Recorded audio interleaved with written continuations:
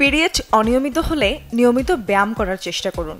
যোগা বা হালকা ধরনের যে কোনো ব্যায়াম শরীরে হরমোনের ভারসাম্য রক্ষা করতে সাহায্য করে। খেতে পারেন মৌসুমী বিভিন্ন ফলও, বিশেষ করে টক জাতীয় ফল যেমন তেঁতুল, মাল্টা বা জলপাই। এসব ফল পিরিয়ড নিয়মিত করতে সাহায্য করে থাকে। চাইলে এই ফলগুলো দিয়ে জুস বানিয়ে বা স্মুদি করেও খেতে পারেন। মাসিক চক্রকে নিয়মিত করতে আদা বেশ কার্যকর। 1 কাপ পানিতে আধা চা চামচ আদা কুচি দিয়ে 5 থেকে 7 মিনিট সিদ্ধ করে পানিতে মিশিয়ে নিন। খাবার খাওয়ার পর 3 বেলা এটি পান করুন। চাইলে তিলও খেতে পারেন।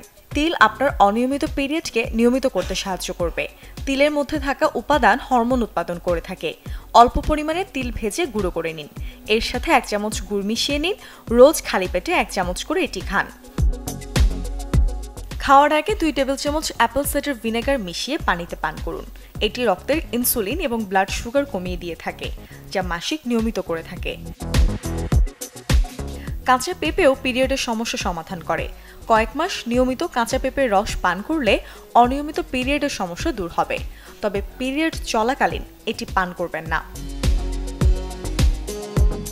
দুধ, মধু বা গুড়ের সাথে 1/4 চা চামচ হলুদ খান। কয়েক সপ্তাহের জন্য বা অবস্থার উন্নতি না হওয়া পর্যন্ত এটি প্রতিদিন খেতে পারেন। Desk report, channel 24। সবার জন্য চিরচেনা ডানো নিয়ে এলো নতুন ডানো রেডি UHT লিকুইড মিল্ক।